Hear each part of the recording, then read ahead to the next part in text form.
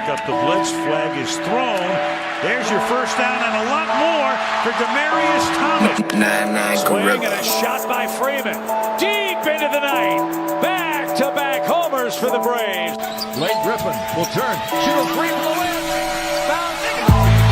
Pick up the big land. They go.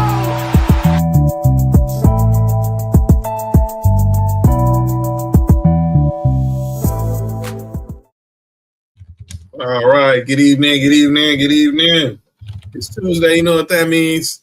It's time for the number one sports podcast in the world. It's time for Sports4U. Live on YouTube. I'm John. Mark Nick Freeze on the way. It's Tuesday. Our boy Cody is in the house. Ballers and Briefs is in the building. Once again, repping for the H-Town right now. That boy. Texans, man. We're going to talk about them boys. Jesus Christ. That defense was giving me nightmares last night. Giving me nightmares. What up, Sam? What up, Sam? All right, Sam's feeling good. The Rams, they made it to the next round. Bella. What up, Bella? Oh, poor Bella. Poor Bella. Bella, we're taking applications. Just want you to know. Yeah. We're taking applications now. Yeah. That's what Howie Roseman said, you too. can say that. Say like continue with the Houston trend. Jalen Hurts is from Houston, so you can just come on over. Nessa's in the building. Coach's feeling better. What's up, Nessa? Yeah. Howie Roseman said, I'm taking applications too. He said, let me handle this, Nicholas. So yeah, we got a lot to talk about today on this Tuesday. Obviously, we got us heavily talking about the WildCard Weekend. Look ahead to the best weekend in all sports, Divisional Weekend, and then we got to look ahead a week, 6 nights from now. We got the College Football Playoff National Championship. So make sure you hit that subscribe button right there for Sports4U. Make sure you subscribe to Sports4U on YouTube. Of course, you can like us on X, Instagram, TikTok, at Sports4U Podcast. You can subscribe by scanning this QR code for Sports4U on YouTube. Make sure you find Ballers and Briefs on YouTube and on social media as well at Ballers and Briefs. And, of course, you can subscribe to Culture Clash Network right there. And, again, go support our girl, Faith. She's getting back on her feet. That I'm lead out there also on that's my girl Faith's QR for her GoFundMe. Shout out to Knowledge Dynasty, who I will be with on Saturday, as we will be doing a watch along for TNA Wrestling's Genesis, which is going down in Nessa's backyard of Dallas. So, and is there going to be a phenomenal one showing up? Yeah, he'll be there Thursday for the big premiere. As you know, TNA is moving to AMC, so the phenomenal one, the GOAT, Mr. Alan Jones Styles, will be in the building Thursday for the premiere of Thursday Night Impact. What's up, Muhammad? We're gonna talk a lot of sports. We're gonna talk a lot of sports, Muhammad. A little bit of everything. We're gonna talk about everything. It's take your daughter to work. I know that we both can empathize. So I just took mine home. But she'd be around. But I guarantee you'll see her. Mine is like she keeps peeping in. Like she got this little mask thing, like a head mask thing, and she's like got it on, and then she's walking around in black clothes like she's a ninja. So she's that's why she keeps popping in and out in the dark. And then it looks like she's gonna be like one of those jobbers, like on in wrestling, that they're gonna just job out to somebody, or they're gonna massive reveal. So here comes Trunks with the bang bang. Oh boy! And then Sports says, that's my sister. So I will. She loves her auntie. Yes, my auntie in the building. So yeah, let's go ahead and get to what was the big story of the day. We're also going to recap all things from WildCard Weekend, but let's just go ahead and start there with WildCard Weekend, and then we'll get into some couple of NBA news and notes, and then we'll get back more into the football as the guys get here. But yeah, WildCard Weekend was crazy. It was a crazy WildCard Weekend, and obviously these 6 games were all, until late last night, obviously, and then late in the Sunday night game with the Patriots and Chargers. All these games were nail biters. So yeah, we're gonna start there. Let's go ahead and obviously go to the most recent game, and that's involving Cody's Houston Texans getting a dominating W on over the Pittsburgh Steelers last night, 30-6. It was a close game for the most part. But then the Steelers defense, that big fumble recovery touchdown from Sheldon Rankins. And then obviously that put it to bed, and then obviously another touchdown.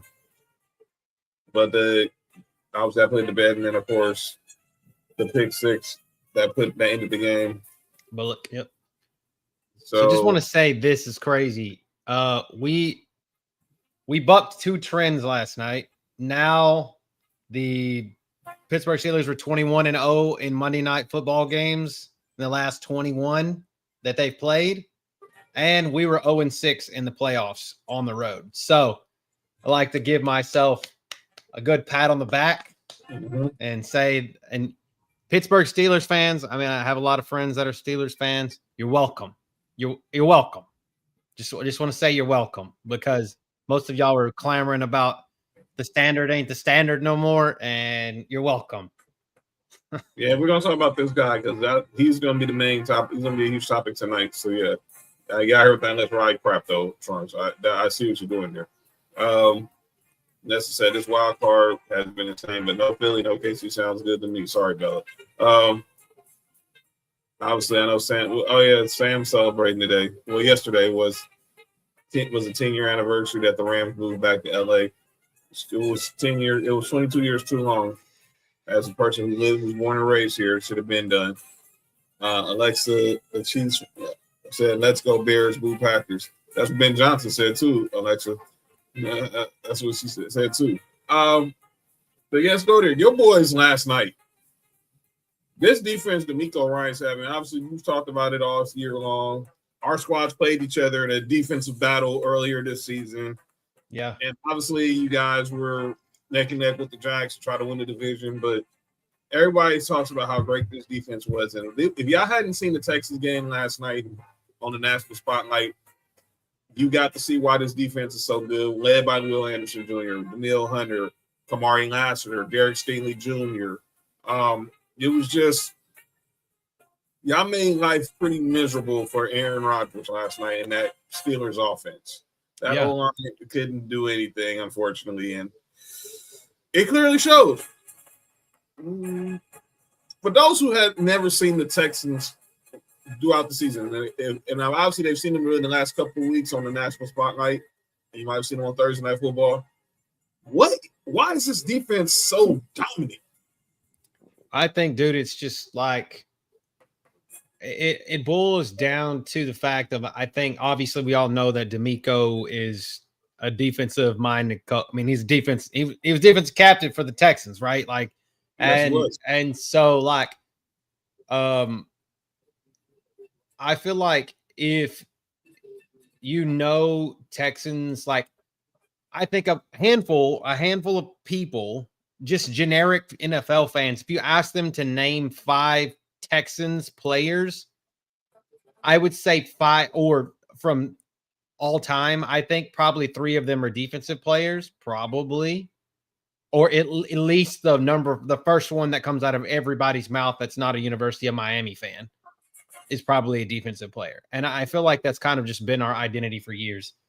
So I don't know. I just think that it's just something that that D'Amico's built, and that's just kind of what we do. You know, like I've heard so many like comparisons to the like old Buccaneers.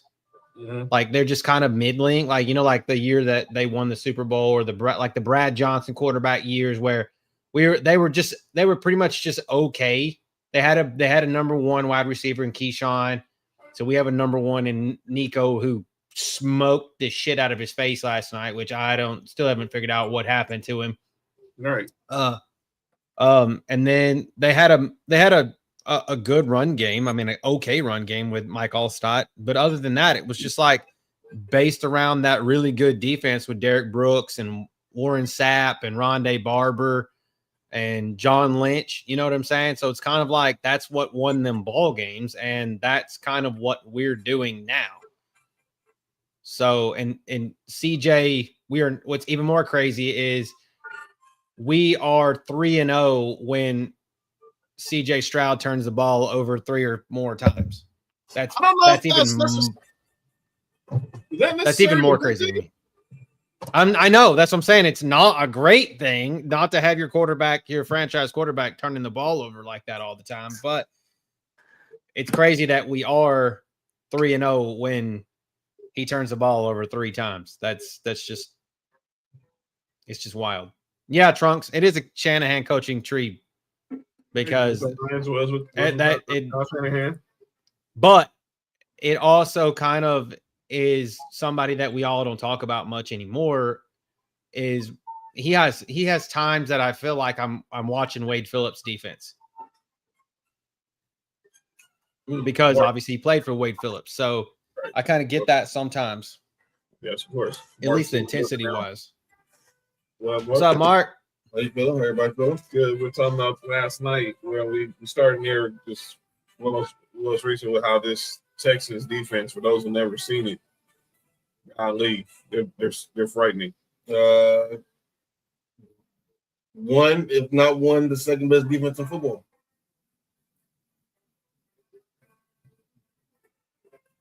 That's the best way you can put it.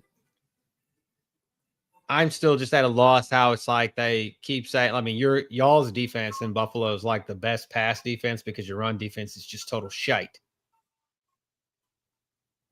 So, which gets, when we get to Jacksonville, I have a couple of questions about Jacksonville.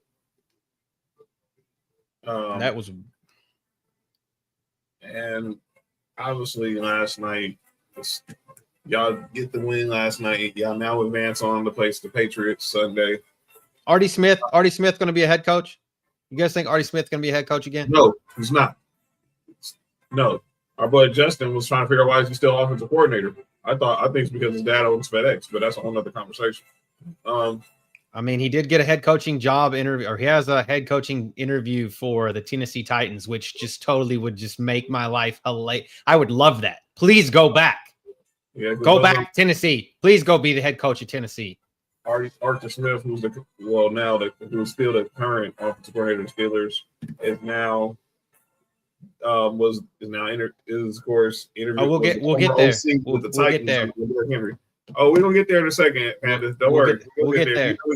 You know we're gonna talk about it.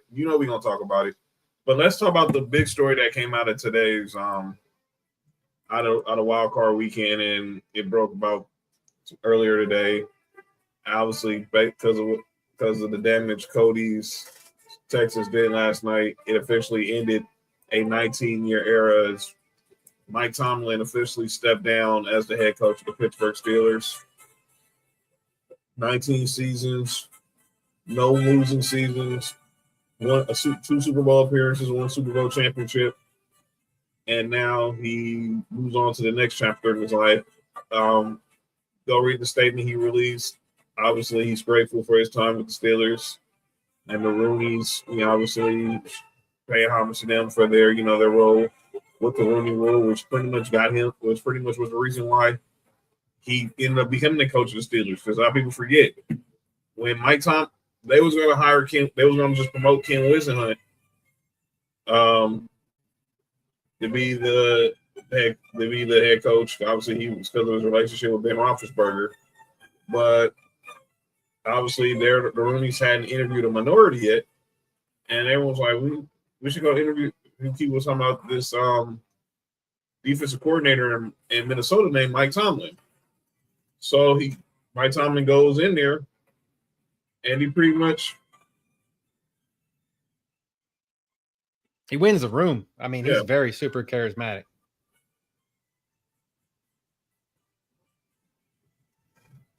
And that was 20 years ago? 19 years ago? Yeah, hired in 2007. I mean, just imagine this, though. Like, I mean, what you guys are fans of just really lengthy that have been around, franchises been around a long time, right? Mm-hmm. And that have been to or won Super Bowls in our lifetime, right? In our lifetime.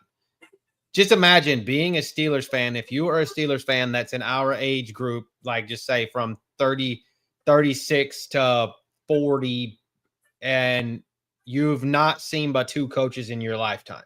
Mm-hmm. Two coaches. Bill Cowher and Tomlin. That's fucking wild. Wild. Mm-hmm. Yeah. I love that. I think that's dope for them. I know it's great, and I mean, I think that like they have.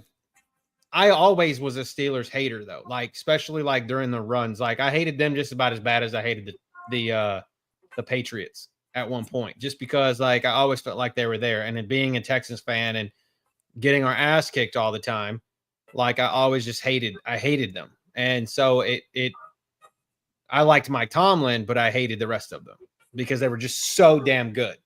Just so damn good. And obviously they could just never get over the hump, but maybe twice in that big, long 20-year hump. But I don't know. I felt like Tomlin's super charismatic, but I felt like his time was up. And I don't know if it's the coaching style. Like he lost his players, he lost the. I think he just lost the fan base. To be totally honest, like that just really is what it was. And the Steelers are. We want to talk about a organization who they pay their players. They do right by their players. Obviously, T.J. Watt, but they are not the.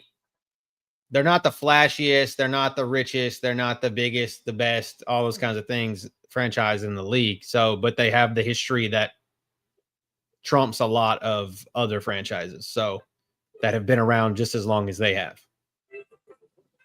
So, I mean, I think it's cool.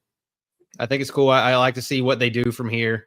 Mm-hmm. Don't be lazy as shit and promote fucking Artie Smith or some shit like that, because that would be just career suicide. But I don't know. I see it going. I saw this today. You know, Mike McCarthy's from Pittsburgh. He's an offensive guy. Mm-hmm. I feel like he fits. But only problem is he's in his 60s. That's the only thing. Because they don't fire coaches there. And the thing is, you go with a guy like Mike McCarthy, it's kind of like the same. It's kind of looking like the same if you go that way. If you go that way, because you're not moving, you're not progressing. It's kind of like you're going through the motions, going through a retread. And let's remember, they hired Mike Tomlin young. Mike Tomlin was probably like in his mid to late 30s when he didn't he play college football? Didn't he play college football or was on the same college staff as Sean McDermott? Yeah, William and Mary. William and Mary, I think, was what he played. Obviously, we know he was the DB's coach of Tampa Bay with Gruden when they beat the Raiders in 2002. And obviously, he's a Tony Dungy disciple as well. He ended up in Green Bay. I think they should go with if Green Bay fired their coach, LaFleur. Yep.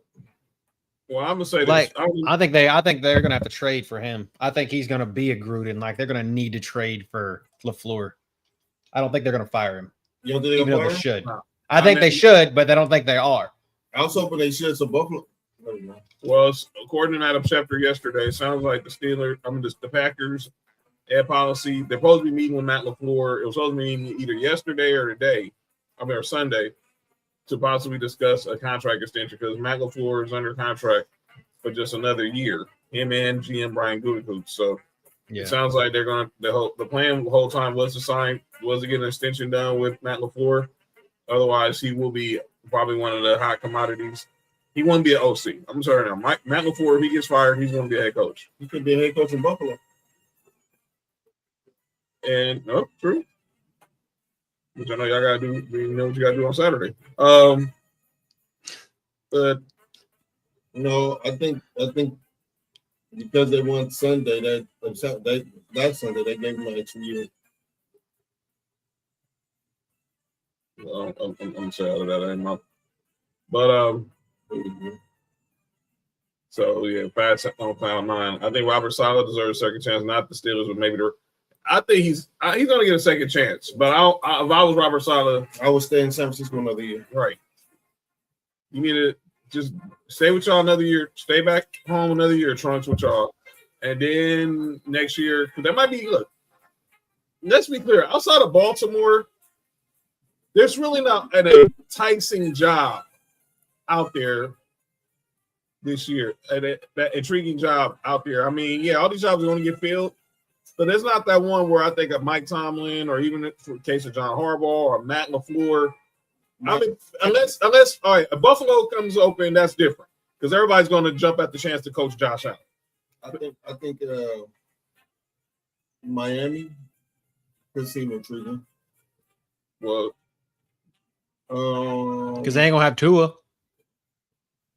Can you imagine though? I just saying like this. Let's just say Robert Saleh. Just say Robert Saleh is the next head coach somewhere. The people that could take offensive coordinator jobs under him, Mike McDaniel or Cliff Kingsbury. My God, those two just getting to worry about being offensive coordinators and not having to worry about being coaches, head coaches, is insane to me. Like that they're just letting them go. Like, I think that Cliff Kingsbury in Baltimore as an offensive coordinator for Lamar Jackson would just be unfair. Well, we know there was some speaking of offensive coordinators. We'll get back to Tomlin in a second. There was a couple of offensive coordinator firings today. This one, no brainer here. The Eagles fired offensive coordinator Kevin Patullo. This was a no brainer, and I think that's will be the last time Nick Sirianni ever has a chance to hire a coordinator. His 2 times hired coordinators have failed. Hiring after Shane Steichen and Jonathan Gannon left after the Super Bowl year, the coordinators he brought in were fired mid-season. And then Howie Roseman brought in Kellen Moore, brought in Vic Fangio. Now Kellen Moore got the Saints job. Vic Fangio staying put unless he really wants to try to become a head coach again. But I think he's old, man. He's going to stay put because, like you said, he's old. And then the LA Chargers, they made a couple of moves today. Most notably, they fired offensive coordinator Greg Roman and offensive line coach Mike Devlin. So let's start. Let's go back to Patullo. Everyone looks at the Eagles' offense failures behind him from everything, and obviously coming off a Super Bowl, you lose Kellen Moore to the Saints.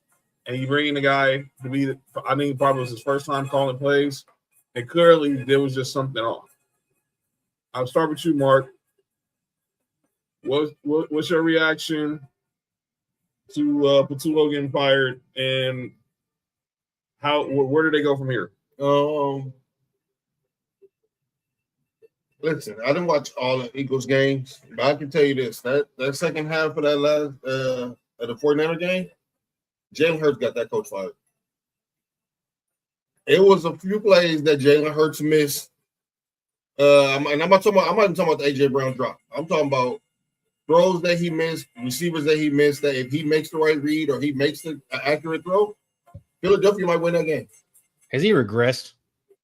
Jalen Hurts? Yeah. No, he's been the same quarterback he always been. Told y'all, I don't know why everybody don't listen. We've been saying it. He's again, it's one of those things I can't say. I just had to ask if he was aggressive. He's not a superstar. He's not the superstar everyone tried to make him out to try to lie to me and Mark about during the 2 days, Cody. He's not that. But what I will say is it was way too many games this year for the Eagles where the second half of the game produced nothing. 17 yards on 17 plays 2 games ago is against us. And up until that last drive, they didn't do nothing Sunday against the Niners. It was like at least I think they said like 7 games this year where they had under like 50 yards in the second half. That's too many times that can't happen, especially with them weapons that you have, with the offensive skill set players that you have. That can't happen. So that's going to fall on the coach. It's not going to fall on the head coach. You can't fire him like he won a Super Bowl last year. Yeah. Patullo is the guy that got to go. I just think that team is. I don't know. I feel like they're not that their window's closed, but like their window's closed. If that makes any sense. Like it's not that it's closed, but it's closed at the same time. Like it just they need to fix problems that aren't Kevin Patullo problems. I feel like that they have. When you have a defense that's as good as it is, they shouldn't be. It's like ours, man. Like our offense sputters at times, but the Eagles' offense is supposed to be way better than ours. Oh yeah, on paper it is. Yes, I'm saying like they're supposed to be way better than us, but like, what the fuck?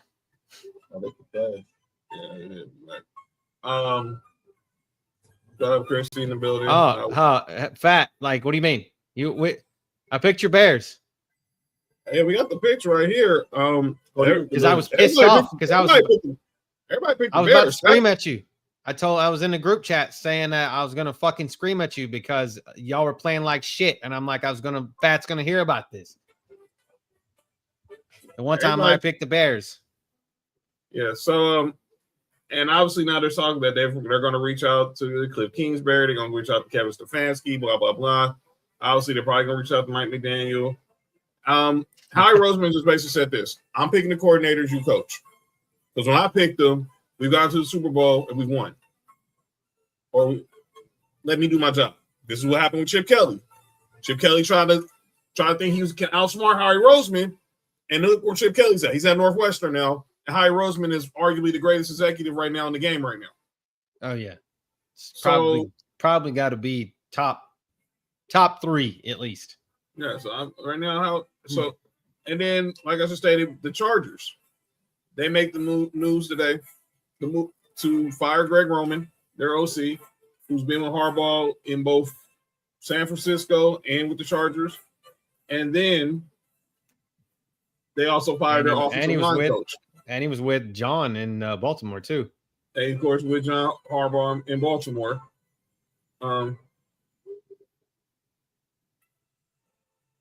So, let me get your thoughts. I'll start with you, Coach. We're going to talk about the Chargers. Because I'm going to let y'all talk. Because if I talk, I'm going to look like a hater. I'll let y'all start the conversation about it. But what was the problem with the Chargers? I mean, we're gonna talk about the O-line, and that's why I'm not even gonna bring up Mike Devlin. You lose your starting left tackle with training camp. You move the right tackle to left tackle, and then he gets hurt near the end of the season. I mean, there's really not much you can do.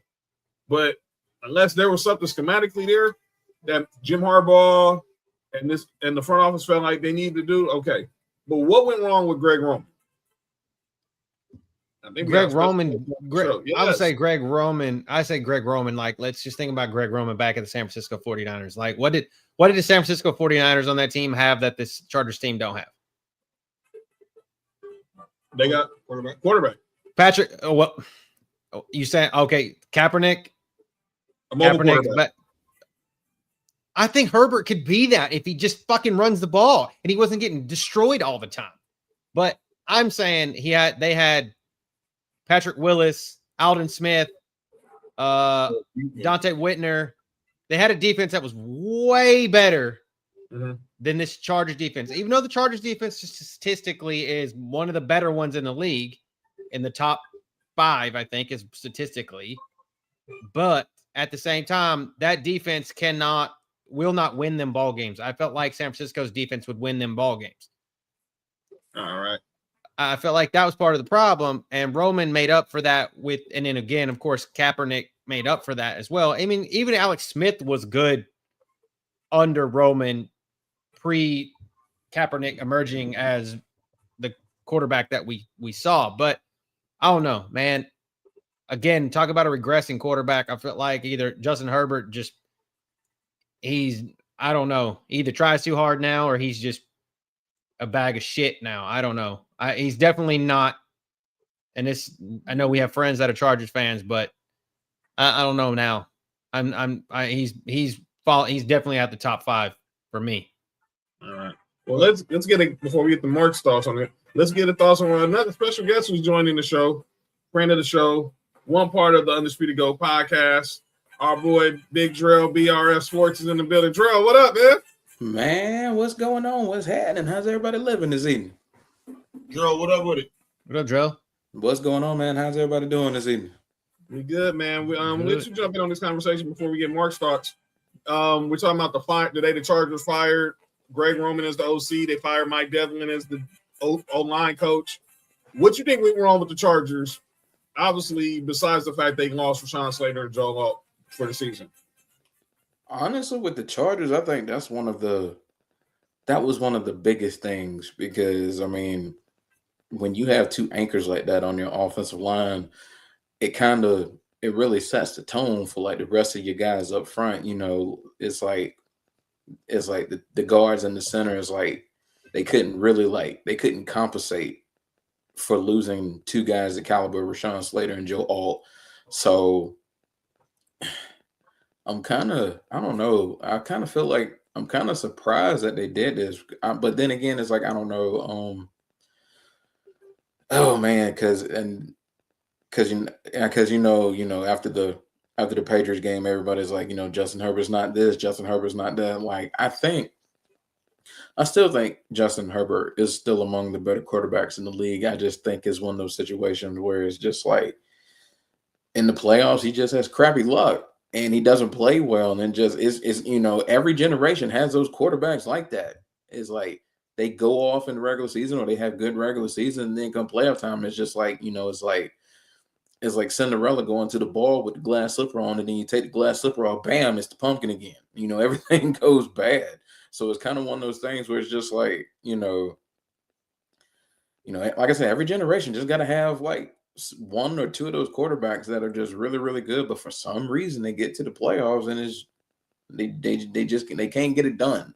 And unfortunately, right now, as Justin Herbert, now can you attribute a lot of that to that offensive line? Like, I mean, they were horrible. Like, that man was running for his life all game. And like once that Patriots pass rush, just that front seven, once they just kind of clicked and once they got everything rolling, it was just like you kind of had a feeling it was coming. Like you kind of had a feeling that snowball was coming because that offensive line, they couldn't. Oh boy, like you couldn't pay him enough money to stop any of those guys on that New England pass rush. Milton Williams was just. Boy, Milton Williams just sunned every single one of those interior offensive linemen the way he was playing in that game. I mean, it was ugly. It was ugly. He made his money.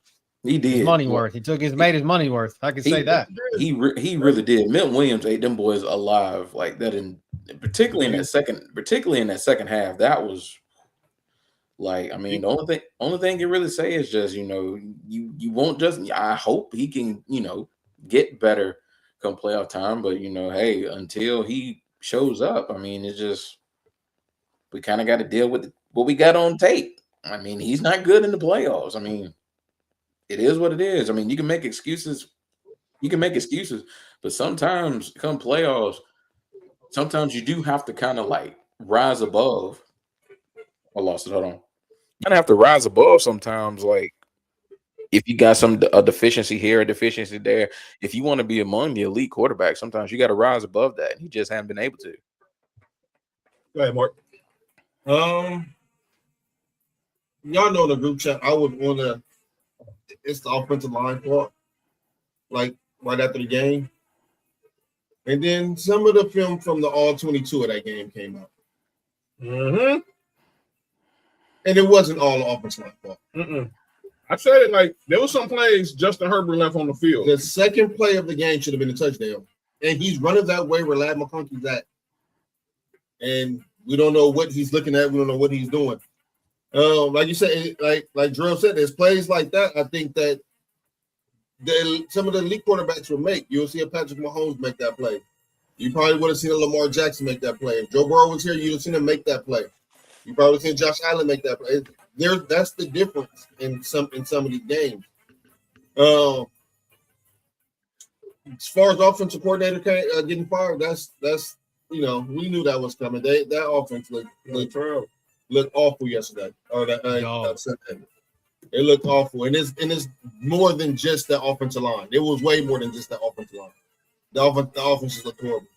Well, let me go ahead and talk because everybody gonna look at me like I'm a hater because I'm a Broncos fan. I'm gonna say what I say. You're a Broncos fan? Yeah, I don't know if you heard about this, but yeah, let me say this. And I'm gonna just call it what it was. Justin Herbert, he's gonna have to go look. Like Nick said, he's gonna go and look in the mirror and I said this to Kenzie, and I wasn't trying to be a smart ass when I said this. Had the Chargers got to the now he's different. My boy Kenzie's a Chargers fan. He dies easy on him. Nothing they can do no right or do no wrong in his lives to depend on what day of the week it is. Yep. Had they got to the Super Bowl, we've been talking, and granted, I know Chris Collinsworth put how low they are on Pro Football Focus. But had they got to the Super Bowl, had they beat New England, because they would have been playing us because they would have been playing us if they beat New England, then y'all would have been playing the Texans. Which would have been great because we'd have got a home game. Is that? Yeah, that means y'all would have got a home game. Crazy. 5 versus 6. This is insane. But it would have been like this. Though they overcame losing Rashawn Slater 5 days after he signed his new contract. Joe Alt moved from right tackle to left tackle, and he overcame that, and they had to go trade for Trevor Penning and all this other crap. Now, I'm not giving the O-line a pass. The O-line was a freaking turnstile on Sunday night. And like y'all said, Milton Williams, I bet the Eagles wish they still had him. I mean, he would. Well, it's not like the Eagles D tackles played bad. So I'm pretty sure they did what they are. Yeah, that could be true. But golly, he ate that O-line for lunch. But here's my thing. Justin Herbert got to know. Look, he started seeing ghosts. Because Mark said, if you go watch the All-22, there were some plays he left on the field. When he was under duress, it's understandable when you're playing against a Mike Vrabel defense. But when he wasn't under duress, he left a lot of passes on the field. And me and Marcus thinking, like, what could they have done? Like, could they throw some shorter routes? Or then, obviously, the run game, Vidal didn't – they can't really get the run day established. Obviously, Amari and Hampton was hobbled with the ankle injury. They tried to go to Vidal. He just didn't have it. I mean, he had 31 yards, but he was only getting like 2 yards a carry. But no push, man. There was no way that O-line could hang with this O-line defensive front of the Patriots. So I'm not shocked Greg Roman got fired, but eventually Harbaugh's going to have to go out there and find him another OC now. So now he's going to have to figure out, is it going to – the Cowboys don't know what – wait, the cold weather did probably play a part in it, but let me be clear. The score was still before the touchdown, it was still 3-6. Don't know what ice is. That's crazy. Don't know what. Hey, yo! I just read that. That is hilarious. Yeah, that's crazy. They really don't right now. Well, you notice I read that comment, and right when I got to the end, I had to look down. I was like, oh damn. Yeah, be careful. I don't know who's watching. Yeah. Oh yeah, the Bears, Jay, they're doing their thing. But yeah, now they go out there. They have to go out there. There's going to be plenty of OCs available for Jim Harbaugh. But Justin Herbert now, who fits him though? Like who fits the Jim Harbaugh type? That coach that got fired in Miami. McDaniel. Sorry, McMahon. Mike McDaniel he's that mad scientist type. Yeah, lots of motion, he'll run first if he has to, like run the ball. I think it works. You just got to. I don't know. I don't know. The Chargers have weapons over. The Chargers have weapons over there, so they're in a good spot. They just need to keep the offensive line healthy. Honestly, this is how I feel. Like if the Chargers would have hired like Mike McDaniel, the player who I feel would benefit the most with a Mike McDaniel hire is not Justin Herbert. It's Amari Hampton. Yep. Mm-hmm. The way he uses Devin Achane in that offense, yep. Amari Hampton seeing the Mike McDaniel get hired would probably be licking his chops, putting like motion, catching the ball, running the ball. Oh man, Amari Hampton sees Devin Achane and he'd probably feel like, oh man, I know I can have a field day at this. Well, we know Spanos. He ain't gonna break the bank for OC or DC. So, I mean, Justin Minter's a good DC, but they're not gonna break the bank to get Mike. What's it gonna take to get Mike McDaniel? Because obviously, he's going to be high demand for some of these coaching vacancies, but he's definitely going to be in the number one target for every OC right now until we find out what happens with Matt LaFleur in Green Bay. Let's go back to the other OC firing. We just talked about some drills here. Kevin Patullo. Like Mark just said, there was a lot of plays left on that field, and they didn't get the run established like they did last year with Saquon under Kellen Moore. And Hiram Roseman is like, you know what? I let you hire the last two OCs that had hired 2 out of the last 3 OCs. I'm taking the controls now. I let you hire the OC to replace Kellen Moore. Failed. I let you hire the OC to replace Shane Steichen. Failed. I let you hire the DC to replace Jonathan Gannon. Failed.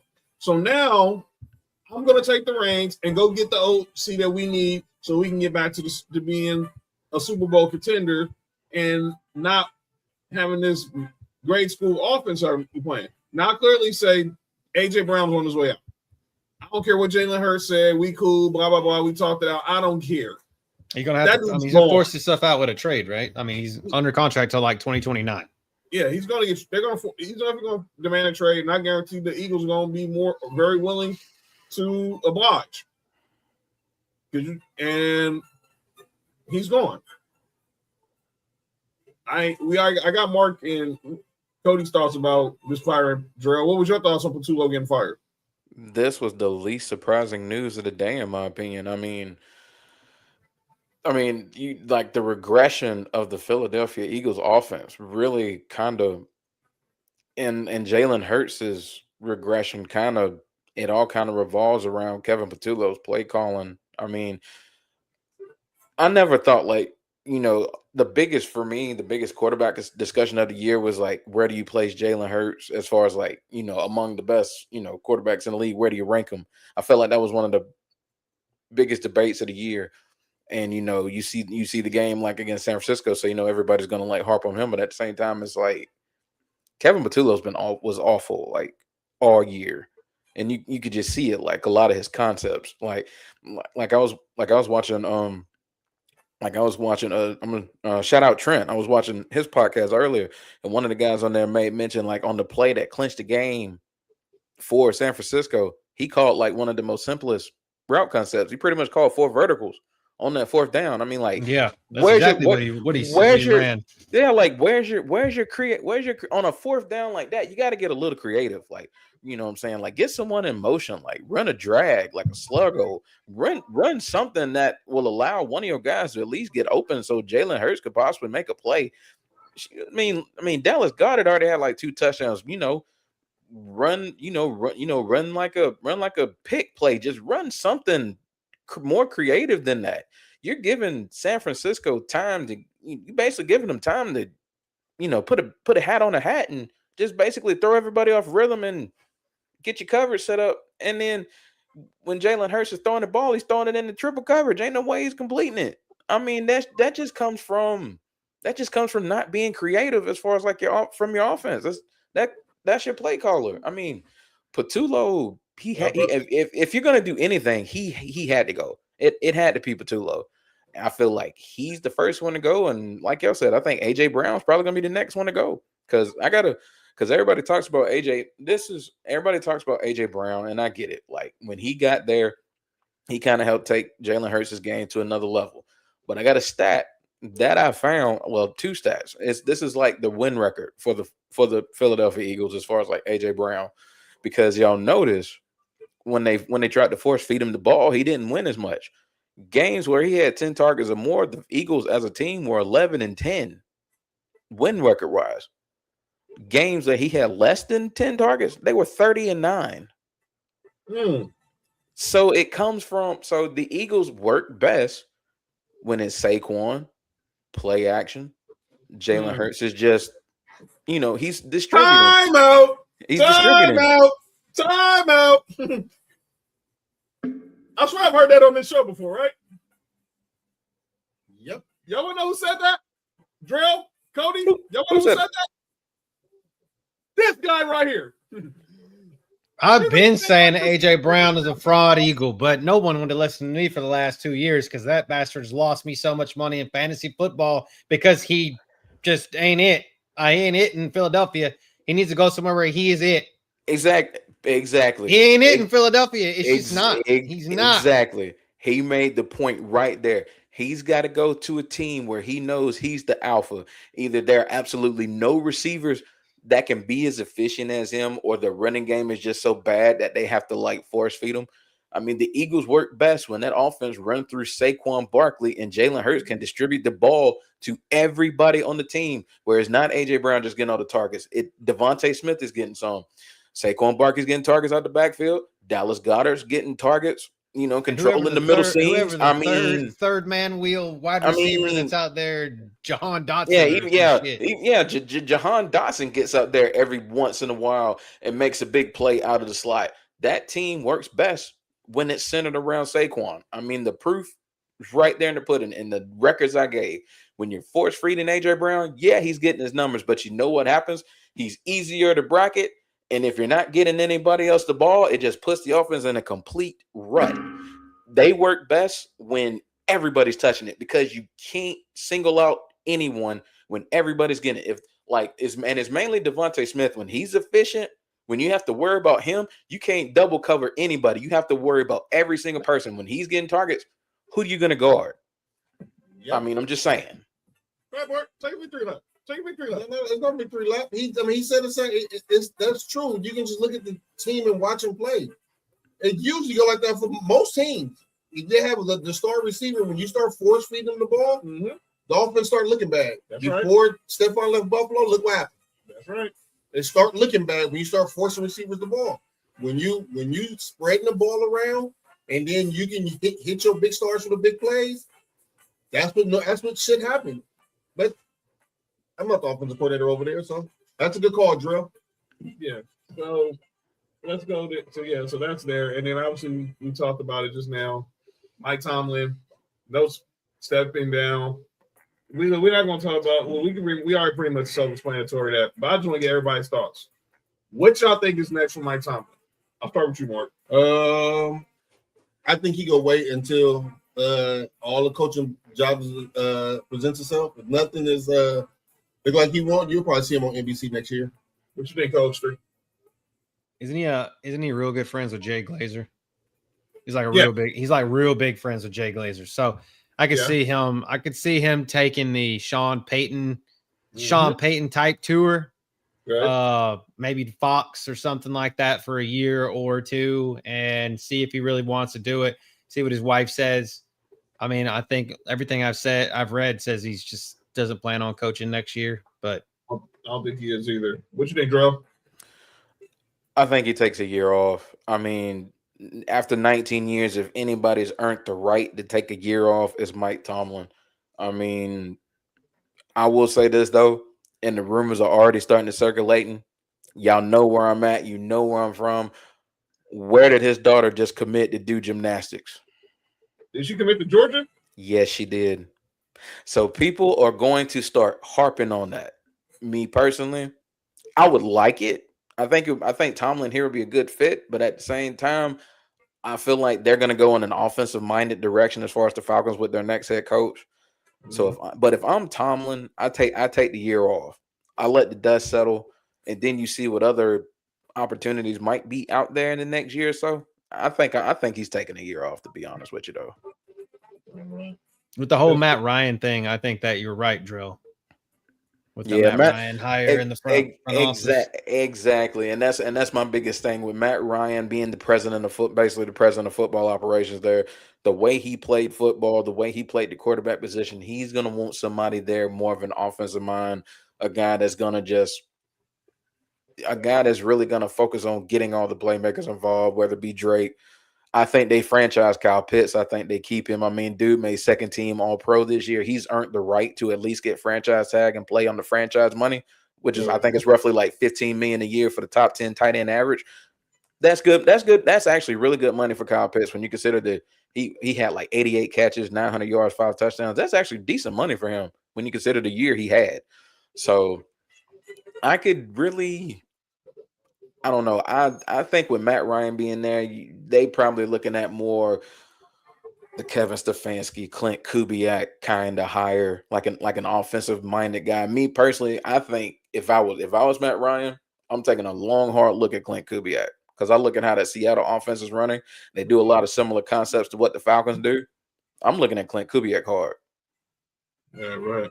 Ladies and gentlemen, walking into the studio one time for the one time. We continue this talk on NFL. The one and only Nick Breeze is in the building. Nick, what up, brother? What's going on, man? All right. Nick, we here. That ain't Big Freeze in the building, is it? Oh, that is. Yeah. What it do? Oh, shit. We don't know when these two were in the same building. Just wait. Tony, what up, bro? What up? What up, Nick? What up? All right, Nick, let's get your thoughts. They here? All right, but your thoughts on first off. I'm gonna go rapid fire. How we just went. First off, I'm gonna let since me and you going like hey, every time to talk about something about the Chargers. Your thoughts on Greg Roman and the O-line coach getting fired? Why the O-line coach get fired? No, that's why everybody got hurt. That makes no sense. I mean, look, our O-line was terrible. With people that was playing. Everything. We lost a couple of starters, but all of our O-line was trash. Understand it. Their O-line was only trash because of injuries. There was no reason for him to get fired. And I feel the same way about the OC. And look, nothing you can do when the offensive line is this bad because they're ranked pretty much 32nd in everything. If not, they're 31st. So, but it's with an asterisk. Because if Joe Alt and Rashawn Slater was there, none of this would be going on. They overpaid for Mekhi Becton because he looked good with the Eagles offense. Mm-hmm. And that was pretty much it. I didn't understand either one of them. But hey, all I got to say is Justin Herbert got a whole lot of people fired and nobody talking about it. Oh, shit. All right. We're gonna go back to Justin Herbert in a minute. Your thoughts? So obviously no brainer here, but Kevin Patullo getting fired by the Eagles. That's who's not playing. That's injury report. Drake Greenlaw? We got him. He signed it. He's back in practice. Okay. You said who now? Kevin Patullo. Yeah, that's the injury report. That's all I did earlier. At some point, we got to hold Nick Sirianni accountable. But damn it! I wanted to hear something else. We want to hear somebody else hold somebody else accountable. Oh, Jalen Hurts sucks, but besides thank you. Yeah, we already know that's what I was waiting for. I was like, let me hear it from you. Let me hear it. Sucks. But Mark said a few years ago that he's basically a more accurate Justin Fields. And we all clowned him about it. That sounds funnier today. It's even more hilarious right now. And it's so accurate. It's so accurate. But for some reason, they cannot get the offensive coordinators to stay above. I understand two of them left to be coaches. That's understandable. But the other three is like they get fired. And it's like Nick Sirianni he was an OC with the Colts. You supposed to be calling the plays.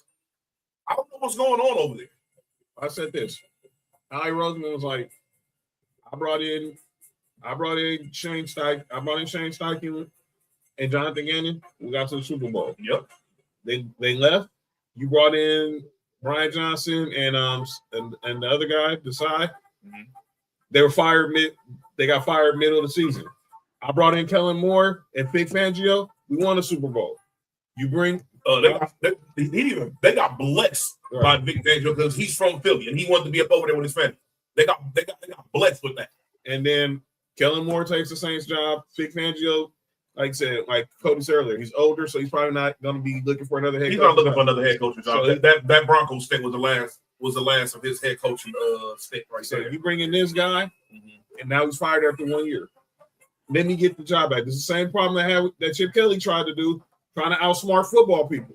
I'm not saying Rick Sirianni ain't a football guy, but you sometimes let certain dudes do their job. Hold on. So who called the plays when they won when they went to the Super Bowl the first time? If I'm not mistaken, it was Shane Steichen. And who called under Peterson? Last year? Kellen Moore. All right. I'm gonna go ahead and say it because everybody. I'm pretty sure a lot of people are thinking this, but they don't want to say it. I thought Steichen was under Peterson. No, Steichen was under Sirianni. Okay. He might have been under Peter. There might have been a cross with. No, it might have been chill. They might have crossed over, but I think pause. Because Steichen's But been I like know he was under he was on the staff that lost to the Chiefs the first time in the Super Bowl. He was the OC. Okay. So look, at this point, dog, the common denominator seems to be that Quarterback. It's two of them, the quarterback and the coach. I don't think the coach is that good either. Well, they can't fire him because they just What that mean? they can't fire him because they just won Super Bowl. So, what did Jerry Jones say to what's his name? I'll holler at you later. They ain't get shit. When they won the next year, that was pretty much it. And Jerry Jones regrets that, and I'm pretty sure he regrets that decision till to this day. Oh, of course. That's why they're. I mean, yeah, Jerry Jones got another championship, but then when the dust settled and he realized, oh yeah, Barry Switzer can't do this when we got to get his own talent. Yeah, that kind of backfired. You're right. He did. Shane Steichen arrived with Sirianni. You know where he was at before he was with the Chargers. He was the Chargers. He was the Chargers, right? 2020. What happened in 2020? 2020. Wasn't that when didn't that when they got Herbert? Yes, it was. Yeah, it that was. was Justin Herbert's rookie year. And he was rookie of the year. He broke all type of records. Yeah. Hey, man. With Anthony Lynn, right? Anthony Lynn as the head coach. And then was head coach. And Shane Steichen was I don't think he should have got fired either. and Shane Steichen was the OC. Yes. And then Steichen Because they had a shitty record. It was really bad. It was like 5-11 or some shit like that, right? I mean, you got a rookie quarterback. What you expect? I don't know what they were saying, but that's the Chargers. Yeah. But me and Nick will leave that alone. But Yeah. so before we get to the next topic, what do you think Mike Tomlin does? Mike Tomlin's chilling. He's chilling. From what I've heard from reports, he's burnt out on football right now. Mm-hmm. So he's still young. Well, he's not young, but he's as far as for the head coach, he's considering all the years he's put in, he's still young. Right. So he can take a year off and shit. See what's going on next year. And I ain't mad at him. Look, we all was calling for this to happen for like the past few years. I know some Steelers fans are still kind of mad about this. They're upset, but hey, at a certain point, dog, it's just like with John Harbaugh. It got to the point, dog, like divorce had to happen. He said he thinks he takes over KC when Andy Reid retires. Man, that'd be crazy. Oh, Mike Tomlin. nah. Nah, I think that job's going. I personally think that job's going to. No, it better not. Man, that is trash. It better not. That's when I heard the radio talking about interview. I'm like, oh, shut the fuck up. Andy Reid and a lot of people interviews. That's all that is. What the hell is going on in this commercial? I don't want to find out. All right. Get the owner of the dogs. Wait, time out. Hey, what was the name of the video where you used to do the show based with the fucking with the Tigers and all that? No, that is not Siegfried and Roy, dog. Siegfried and Roy? Siegfried dog, didn't he? No, Roy got attacked by the tiger. Oh. Why did you look at me when he said that? Why did you look at me when he said that? He did though. Why? One of them. All right, go ahead, John. All right. So he didn't get attacked by the tiger. Unfortunately, he almost died. He did almost die though. Siegfried is dead. No, Siegfried is dead. Yeah, Siegfried actually did die. It was COVID. He died in COVID during COVID. Yeah. Wait, they both gone? No, Siegfried is. He was like 80 years old though, bro. Like he was like 80 something years old and died during COVID. I knew it. I didn't know Siegfried had died. No, I mean, only thing I knew with Roy was after that incident with the tiger that he was probably the pussy after that. No, he was before that too. Hey, bro. Something's wrong with y'all, man. Drell, get your boy, dog. Drell, get your boy, man. Hey, I thought he was for sure through with pussy. Oh, wait up. Yeah. Take that back. Yeah, they're both passed. They both passed. Okay. Yeah, I'm thinking that. Yeah, I thought Roy was gone, man. They both passed. RP. Yeah, RP. That felt well met. Yeah, Roy. I guess Roy did die in 2020. I see that now. Mm-hmm. Yeah, he died first, and then Siegfried died the next year. Harold was Asian. Damn. What the hell? Go ahead, John. All right, let's go to some NBA news and notes. Oh Lord.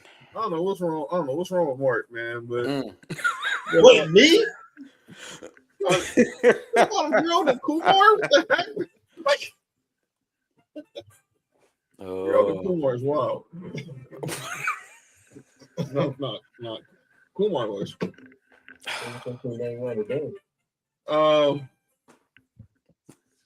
NBA rivalry week is coming up next week. You didn't do the AFC. I mean, you did the other side. Oh no, we don't get to that in a second. We don't get to the rest of the games. But I'm looking at these rivalries right quick. I want to get y'all thoughts when we get back to the NFL because we got to talk about the rest of WildCard Weekend and then look ahead to the Natty. What the heck is that?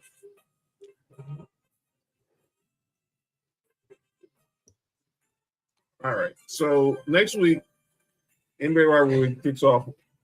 And I'm gonna let y'all see how y'all feel about some of these rivals. We'll talk more about them next week as well. But just to get a little thought. Rockets Spurs. I don't know how much. So they basically went. Let's be clear. They're really basically saying it's Wemby versus KD. Yeah.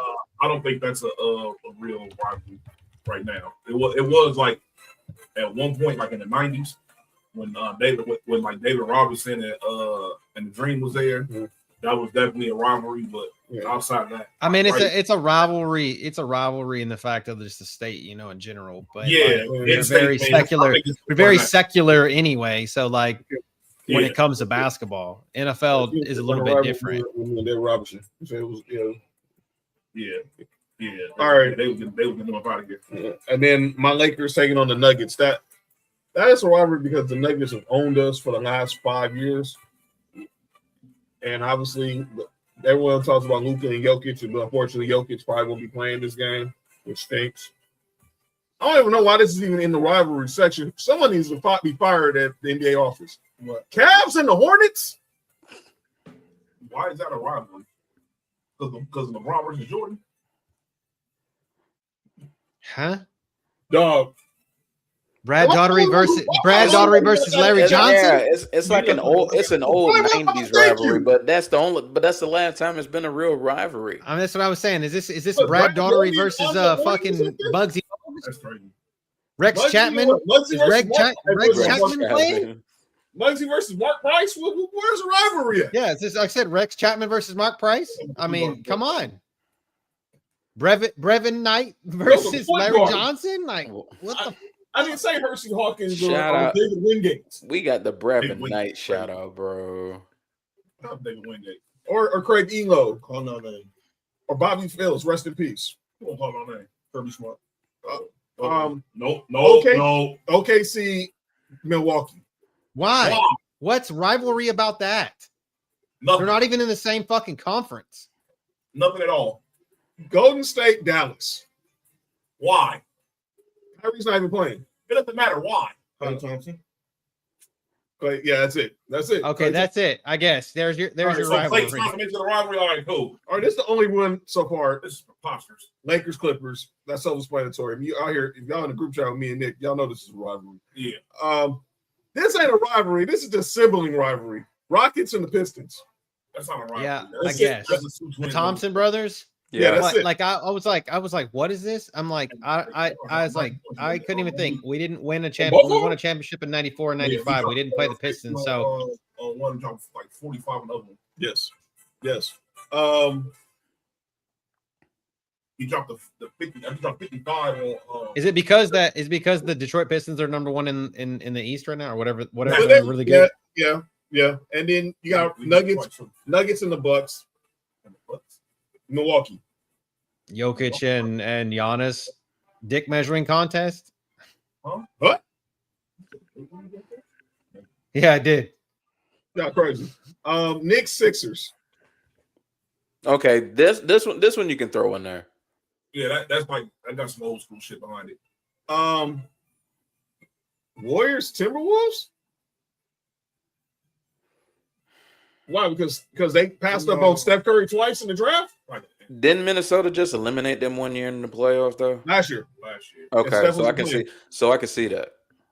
I don't think he played when it mattered. By the way, Milwaukee, Minnesota passed up on Steph Curry twice for Ricky Rubio and Johnny Flynn. Yep. All right, yeah. And then the last one, obviously, because of the trade that shook up the world last year, and that's Lakers Mavs.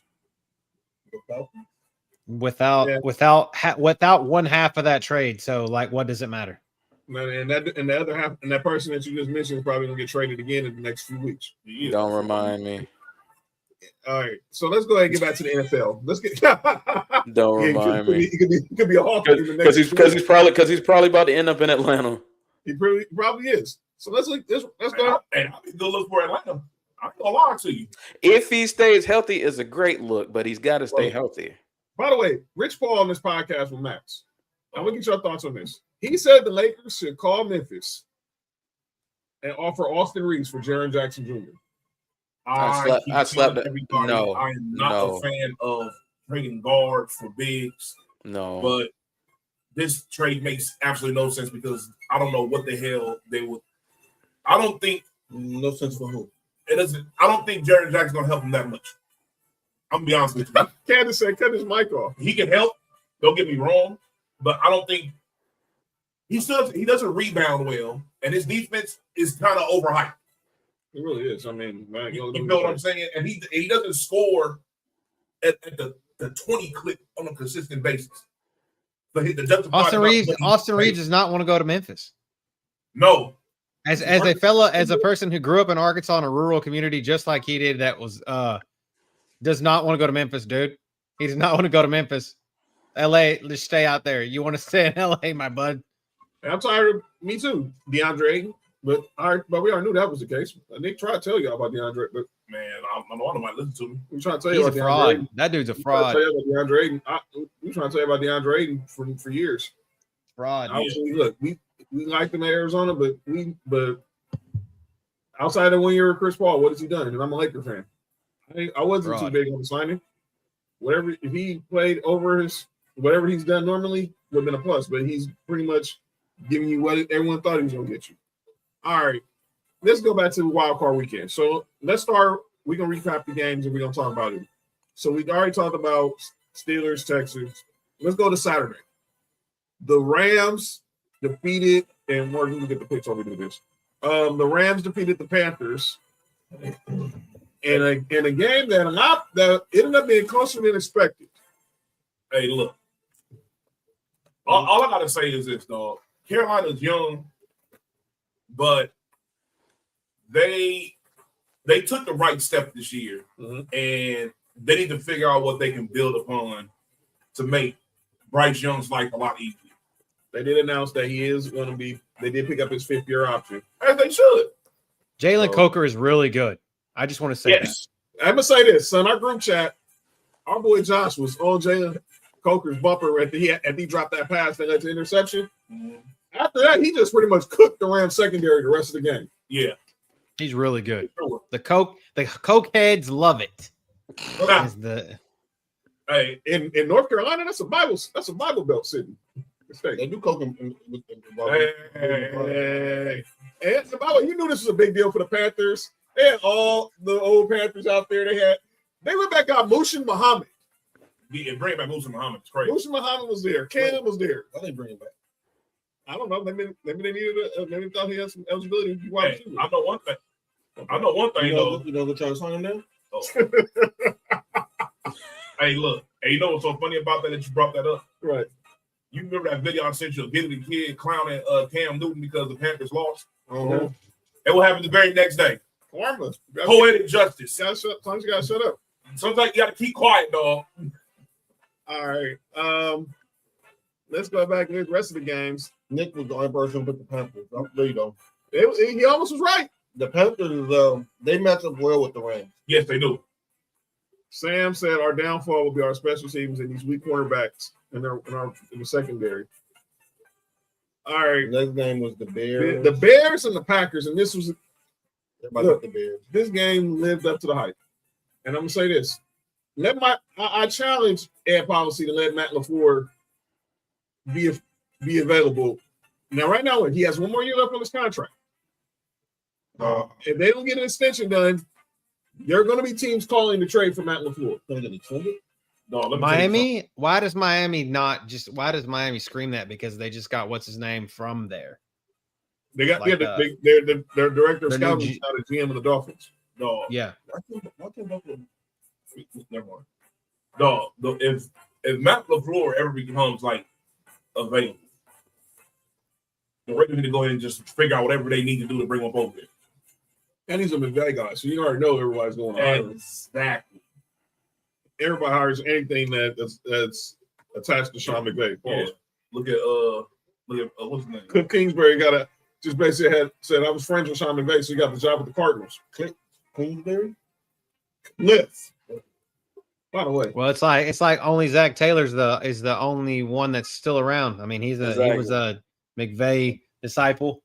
Yeah. By the way, why haven't the Chiefs hired Cliff Kingsbury? Exactly. Worst coach in the AFC North still got his job. One of the teams that's going to call about Cliff Kingsbury. Where's Eric Bieniemy?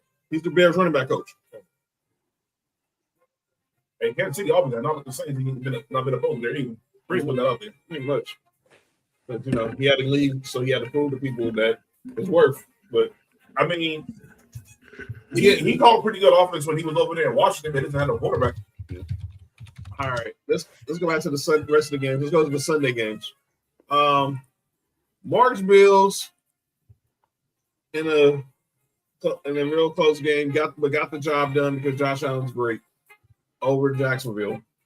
And Trevor Lawrence didn't have a bad game, but he made obviously those interceptions were going to be pretty much cost him the game, especially that last one. How about Trey White, the old vet, makes the play that set up the interception? Mark boy. And Josh Allen pretty much behind Osiris Torrance got that game-winning touchdown. Now, you got to watch the show. Mark wanted them to lose so they can hurry up and fire Sean McDermott and Brandon Beane. But now they get a date with my Broncos Saturday. We'll talk about that in a minute. But a 10-yard tush push shouldn't have been there, man. Hey, man, he didn't get tackled. His feet didn't even hit the ground. He was like levitating. So he was like walking on water. And you know who was leading that block? Tyrell Shavers, the one who was playing with the torn ACL. By the way, shout out to Tyrell Shavers. The Bills receiver found out he's going to miss the rest of the postseason with a torn ACL. Played 20 snaps Sunday with a torn ACL. I ain't gonna lie. Every time I hear somebody play, Guilty. Yeah, you already know where I'm going. Guilty. Yeah, but he was on crack. No, not that LT. LaDainian Tomlinson, man. Wait, hold on. And that brings me to my next point. Don't smoke crack. If you don't know where that's from, then you're just too young. Goofball shit like that. All right, go ahead. All right. But Mark, how did you feel about your boys, man? I mean, we got the win, so a win is a win. I just have one question. Why don't teams keep running the ball against Buffalo? I don't get that either.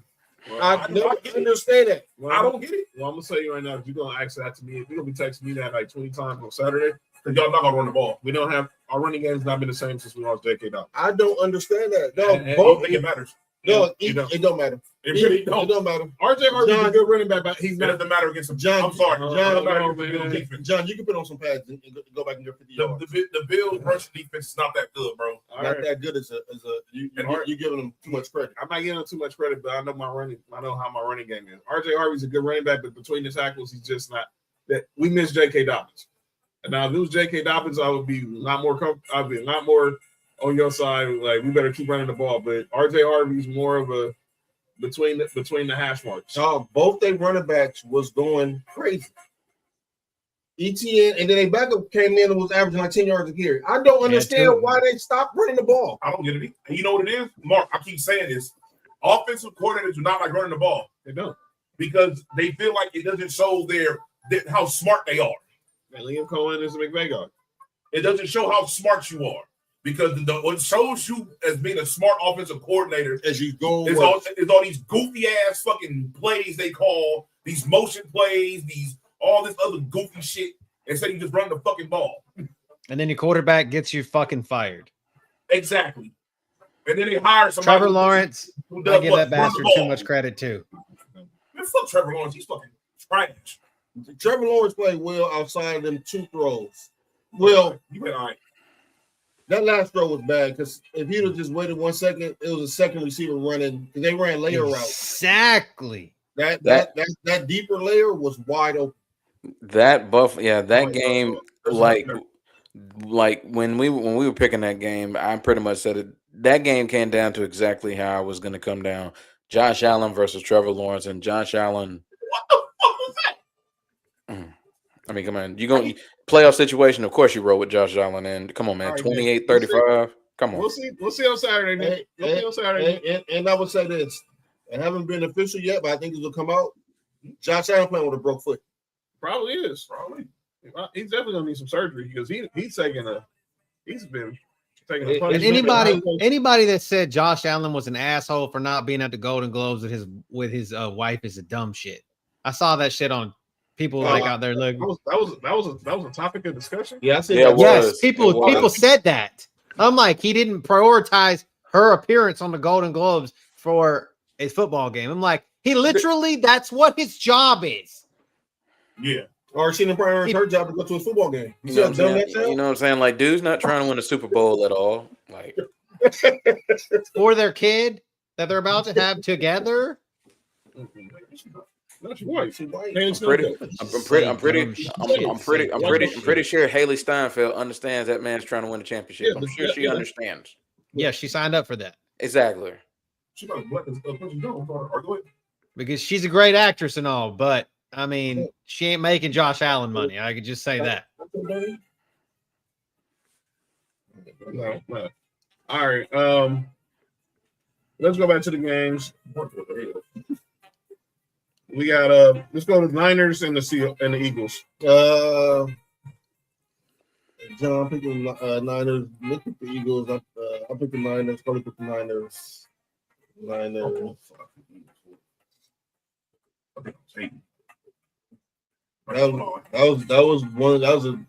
have four really good games. Panthers, Bears. It sucks that George Kittle got hurt. Of course, yeah. George Kittle, one of my favorite players in the field that don't play on my team. Yeah, he's like top 3 for me. Yeah. I know people talking about George Kittle left that game with a torn Achilles. I saw it too. In a real next season too. In a real G fashion, he called the owner and said, "Send him on the tequila down here." Yep, and he did. You hated that for him though. You hated that for him though. 30. I think that one more year. Yeah, bro. Yeah. These injuries starting to stack up. Yeah, it's like his 9th season in the league. So he's going to the Hall of Fame. So yeah, best 49ers tight end ever, or is Vernon Davis better? He's better than Vernon Davis. I'm taking him over. Better than Vernon Davis. I want winners. Better than Vernon Davis. They're playing. You said Luka Renzo? No, Delaney Walker. Oh yeah. But it's what's weird though. It's a lot of people don't remember him. A lot of people don't remember Delaney Walker was a 49er. They always remember him as a Titan, which is weird. I don't know why. Because he was a blocking tight end up over there, basically. Yeah, and then he got let loose by Tannehill. Yeah, ain't that crazy? That's insane. He had his best and Arthur Smith, and Matt LaFleur of all people. Trunks. I know he's good. I got him on a couple of my parlays for this weekend. Oh, Tonjes is not a scrub. I never said that one bit. Yeah, no, he's good. And then the Sunday night game, Thiago Splitter. Yes, He the coach. He's the interim coach. He coaching it while Chauncey's there. While Chauncey knows hospital. You know what I'm saying? So the Patriots defeated the Chargers. My bad. I hate when they kill. I can't say nothing. My bad. Look, man. Me and Nick been saying this all day, and people might think we looking like haters because looking like haters because of who our teams are. If I said it then, I'm gonna say it again. And Nick said it earlier. Justin Herbert got to look in the mirror. It's time. Look, the first game you lost, you had a 21-point lead. You blew it to Jacksonville. Last year against Cody's Texans, was it 27? Was it 27? It was 27. It was like one of the biggest blown leads in playoff history. 24. I think it was 24 points because I was watching that game. It was 27-3, right? I was watching that game. Me and my buddy Brad, he's a Jags fan. We were in Orlando at Disney watching this. His wife and kids and my wife and my daughter. We were place watching that game, and we left at halftime because they were beating the shit out of the Jags. And we left, and we're like, all right, we're gone. And we get back to the room, and then the Jags just surmountable comeback. And I'm like, yeah, what the hell did I just watch? So, yeah, it was – I think you're right. It was I think it was 27 or 24. It was either way. It was 3 touchdowns or 4 No, touchdowns. No way. And then last year against Cody's Texans, he has 4 interceptions. Look, and then Sunday against New England. We talk about how bad the O-line was, but like I said, if the O-line would have got to the Super Bowl, they would have kissed. They would have been so much. With that same O-line, they got to the playoff. And they was in contention for the division until they lost to the Texans week 17. You were right, Mark. It's 27-0 or 27-7.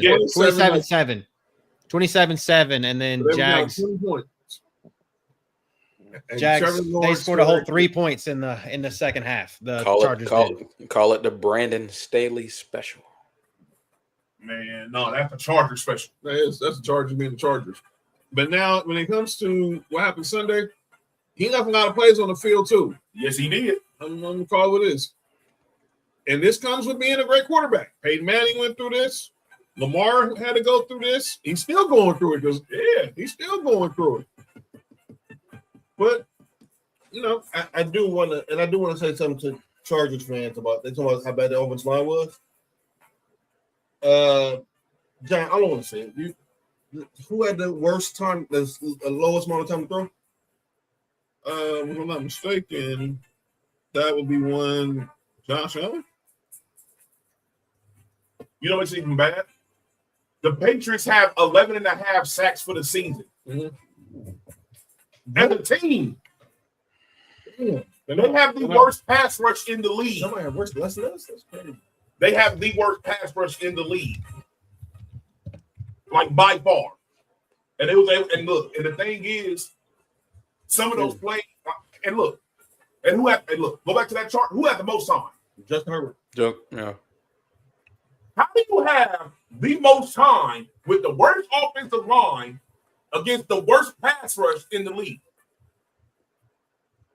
Does that even sound right altogether? No, it sounds like an oxymoron. It makes no sense. But you can't say nothing bad about Justin Herbert. I know that. And look, and I'm a guy that told people, y'all remember, I was telling Charger fans, they got that guy in Justin Herbert. But everybody was like, oh, we don't know. He's a guy. There's no doubt about it. But dog, has anybody forgotten what my team does? Like, has anybody forgotten how bad our offensive line is? Yes. Our offensive line is fucking dog water.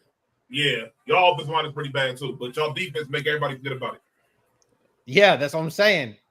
Because Justin Herbert doesn't show where he is. JT, that's what it was. And then, like we said, and then we talk about this game Monday. Cody's Texans. Sorry, Cody, but y'all beat the dog shit out of them. That shit was terrible. Sent the Steelers home. I told y'all. I said I understand why Cody's still watching this game. This is the first quarter. Yeah, first quarter game was over. I at one point, I was at one point, and I was like, they were gonna lose, and I just went and poured a drink, and I'm like, yep, we're about to lose, and I was watching the Manning cast. And I was praying to God that J.J. Watt, because J.J. Watt was there, we're going to end up winning. And J.J. Watt leaves, and then Roethlisberger comes on, and we just start running the pill, man. So.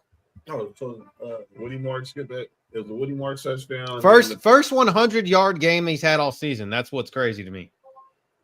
Wow. Hey, I have a question. Mm-hmm. What the fuck was T.J. Watt? That's the question everyone's been asking. I think he has like 1 sack in all his playoff games. He's played in 5. 1. But everybody says that he's better than JJ. He's not better than JJ. He's not better than JJ. He's not. I don't give a fuck what. No. Better than JJ and what? Better than JJ who? No, exactly. His brother.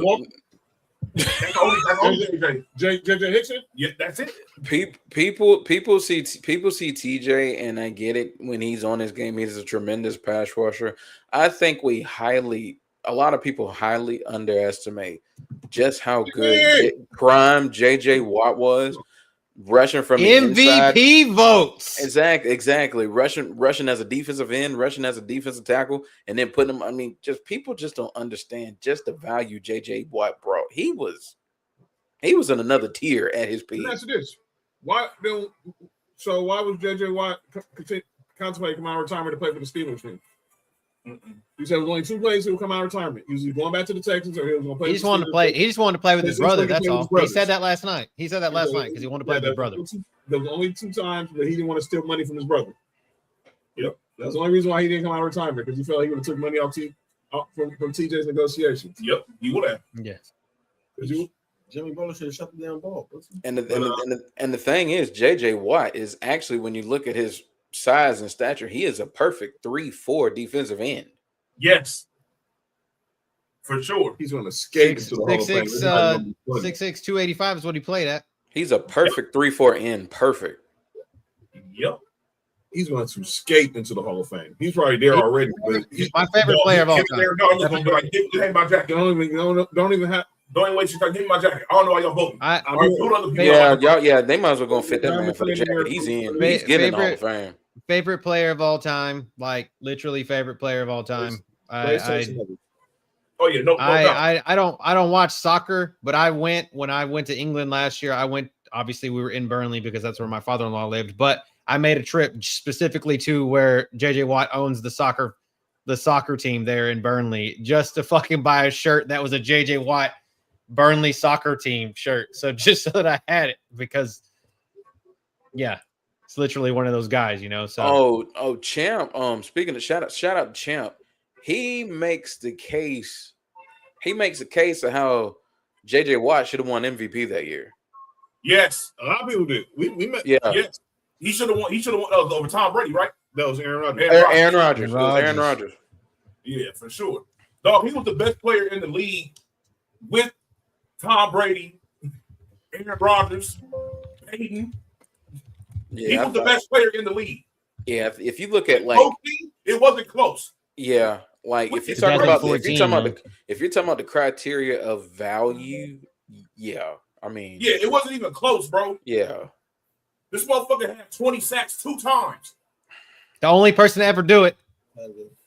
And then look, he got hurt and came right back and had 17? Like, come on, bro. He got hurt and people thought he was done, and he went to Arizona and still got 11. I mean, you got to think, like, in 2016, 2017, he only played 8 games between 2 seasons, and that was the problem. That was the only thing. But 2014 alone, 2015, 2014, JJ Watt were just top tier defense at its best. And I will die on that. I would die on that hill. Hey, he was so good. He literally made everybody around him better on defense. I mean, I know where you guys have Reggie and at defensive end, like probably top 2 in y'all's opinion of all time. Well, JJ Watt to me I can make a case for it, so just because him a defensive end, because in the 3-4 scheme, that's 3 defensive tackles. He's a defensive tackle. Yeah. People call him a defensive tackle, so he's a defensive tackle, bro. But the way he plays is so crazy. People can't fathom that he's a defensive tackle. He played defensive tackle at Wisconsin. Hold on, where? As far as defensive ends, he was a tight end. He was a fucking tight end in Central Michigan. Yeah. Who's y'all's GOAT defensive end? Well, theirs is Bruce Smith, but I got Reggie. I got Reggie. I haven't had Bruce Smith though. Bruce Smith. I don't know. It's not that I love Bruce Smith. I just look at how long Reggie played, and like the dude made 2 all-decade teams. I don't disagree with either one of them. Reggie's that man. Reggie was different, but I also, and this is no shot, but I also consider Reggie the same thing I do with JJ Watt as a D tackle. That's why I consider Reggie Watt as a D tackle. I consider Reggie Watt as a D tackle. We're not be. All right, let's look ahead to and then what about we didn't pick the college game that happened on Saturday. On Friday. What game? Everybody 2 games that happened. What games? Everybody picked Miami. That was actually a good game. That was a good game. Everybody picked I told you. I told you the gimmick, man. I told you they wrote this story. And I then don't know. The story gonna have to try it again. and then Indiana. Everybody picked Indiana except for one person. Look, I knew this was over after the first play. You throw a pick six on the first play, I'm like, yeah, they're gonna hit the freeway. I sure did. It sure did. I'm already. It sure did. First thing I was saying it I said it when I was doing the watch on Nick. I was like, this remind me of the ball game where Peyton Manning said in the Super Bowl. I was like, nope. Hey, John, you know what's so crazy about that? So I was watching that Super Bowl, right? And the game just started. I'm not expecting nothing to happen on the very first play of the Super Bowl. So I went to go make me a plate real fast, bro. I come back and I'm hearing people going crazy. I come back, I'm like, what the hell happened? They like, oh, they scored already. What do you mean they scored already? Oh, talking about that Seahawks Broncos Super Bowl? Yeah, that shit was crazy. Good God. Yeah, that game was, oh, Lord. Change subject, please. Can we get to the game? My bad, John. My bad. So, y'all overcame that bullshit. Y'all won. So 3 people tied. Nick, John, and Cody tied for the win. That was my future quarterback, you heard? And Mendoza be balling. I don't know, man. Mendoza's looking more and more. He's such a nerd, but he's looking more and more like a professional quarterback. Hey, Cody. The number one thing people was saying about Mendoza was he didn't have good games against good teams. I think in the past 3 games he's had. He comes out and dog walks. He comes out and dog walks Miami on Monday night. Oh yeah, bro. That problem that shit's behind him. Yeah, yeah. You throw that narrative out the window. That narrative should be done for already, but it's for sure. Yeah, I think that narrative should already be gone. I mean, you dog walk Alabama, you dog walk Oregon. I mean, yeah, that narrative should already be gone. And don't get Ohio State. And he beat Ohio State. Beat Ohio State too. Yeah, those are 3 very tough games to play in back-to-back points. 81 points. Yeah, I think that narrative should already be gone. I know people are going to try to hold it, but yeah, I think that narrative should already be gone. I just love the prop bet every time that he's on at an interview. The prop bet is how many times he's going to go say God in a interview. So I think the prop's been like 2 or 3 times every interview for the past 3 games. So and if he do that fake cry shit, he's fucking. But he's Cuban. He's Cuban, so he's going to have all the fans in at Miami and he can bring out on Monday night. He can bring out the Mark. Nick, you singing for my fellas. I'm about to. I know that. You still have to go sell a jersey when you come to Reagan. Bring the jersey with Mendoza on the back. That's selling like crap. There'll be a bunch of ass walking around the Raiders stadium next week. So let's go ahead and pick. Let's go ahead and pick the games for. Now let's go ahead and pick. Are we doing the show in Vegas next year? I'm with you, though. We already got a place to stay. We ain't worry about that. I got you, Cody. You already know. I might need my own spot. Me too. I'll be at the Venetian or the Palazzo. You just holler at me wherever you need to go. So, Chris. Okay, Chris. Congratulations. You win 6 for 6. I'm happy for you. Shout out. Shout out to you. But Chris. she picked Oregon though. Yeah, that's right. He didn't go 6 for 6. Did she? Wait a minute. Did she go back and pick? Or did she change her mind? No, so first she picked Ole Miss and she went back and changed her mind to Miami. But did she pick Oregon? No, she picked Oregon. Of course she picked Oregon. You didn't go 6 for 6, Chris. NFL. Okay. All right. NFL wise. Okay. I was like, I know you weren't. Maybe we weren't watching the same game with Oregon and Indiana. But I saw the clearly number 1 pick in the draft. And Dante Moore might need to go back to college. But now that Timu Mahomes is going to Oregon, that might not happen. Let's go ahead and look ahead at Divisional Weekend and the Natty. Cool. Timu Mahomes. Oh, he said I'm willing to sit on the bench ride the what? That's what he said. He said it. Don't look at me. You know what I said it.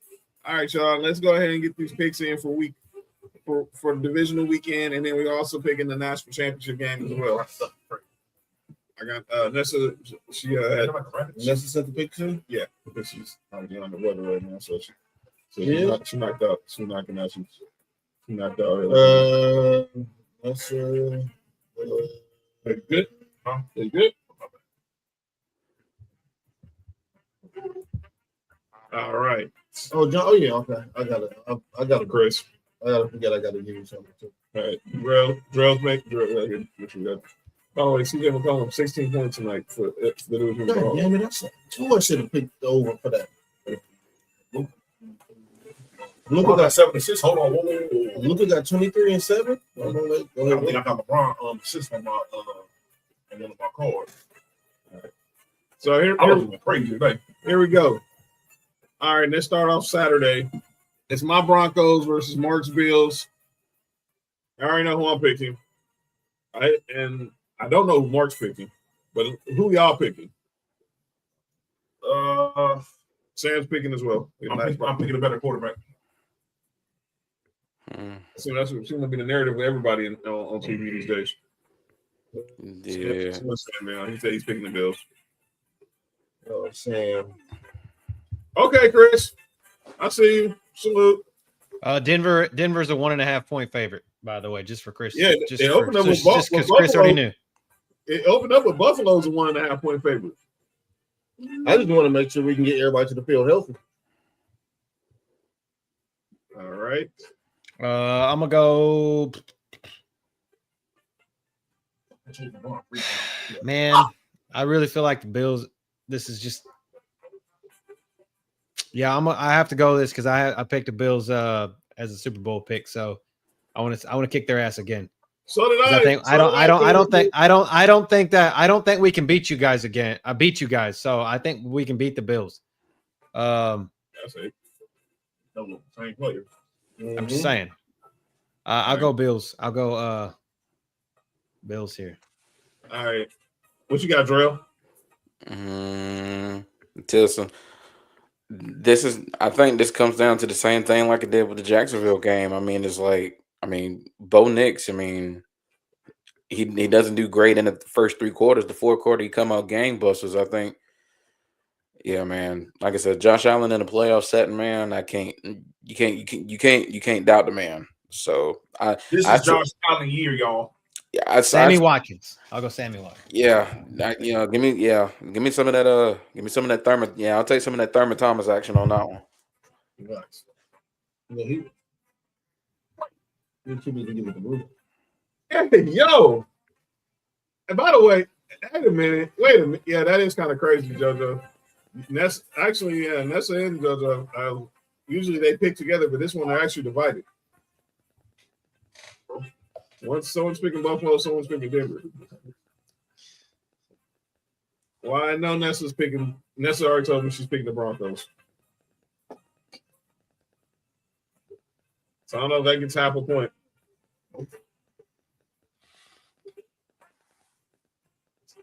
All right, next. So Nick, who you picking? Nick, who'd you say? I'm picking a better quarterback. I got OJ Simpson. You said a better quarterback here. You said OJ Simpson? The heck? Yeah, I'm picking the Bills. That's a killer. That's a killer pick. Hey, man. Hey, y'all leave the UFC legend alone, man. RIP. That man didn't do it, but he for sure know who did. I'm roll here. All right, Mark. What you gonna do? I'm gonna roll here. Yeah, really? Okay. Give me the Broncos. Okay. I know what you're doing here, but okay. All right. Well, all right. You can't. Hey, but here's the thing, though. You can't go from OJ Simpson and into Bronco. Like that ain't a good look. Hey, that's crazy. I didn't even think about that. That's the killer pick. No. Hey, that's a stabber, boy. That's a stabber. No. He did not just say that. That's a stab. Yeah, he took a stab at that one. He took a stab at it, boy. I'm telling you. I'm telling you.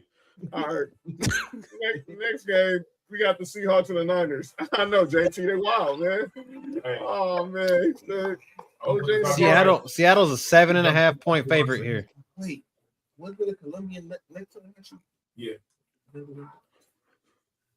right, go ahead. Wait. Seahawks and Niners. I'm calling this right now, y'all. This game the Seahawks about to hit the free weight in this game, bro. I can see it happen. So you got Yeah, you got Sean Alexander. And there's 12 million kids. He's got 14, doesn't he? Is he like 14? I know you Something like that, yeah. No, he Maybe was Bama. He was the Bama. Boy, him and Phillip Rivers in competition, boy. Yeah, they know. And Sean Kemp.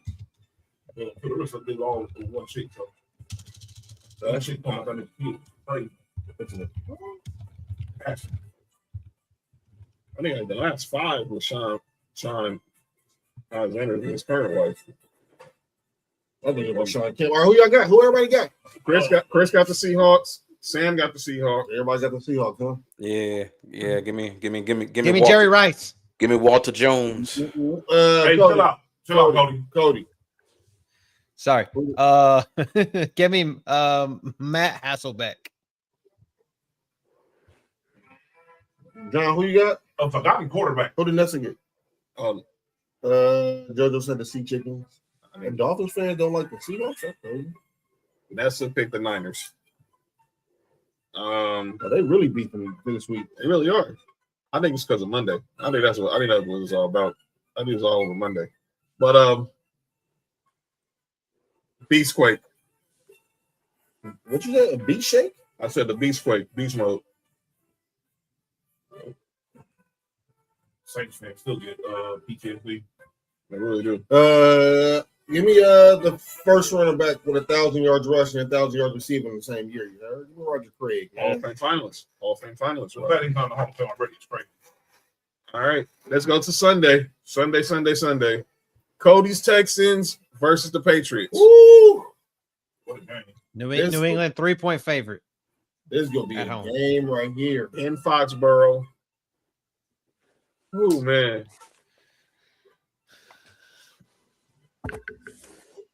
My head is telling me to pick the Patriots. My brain is telling me to pick the Patriots. It's fine. I think it's probably a good pick. I told you, I think we're gonna after last night, I feel like we're gonna get mopped. So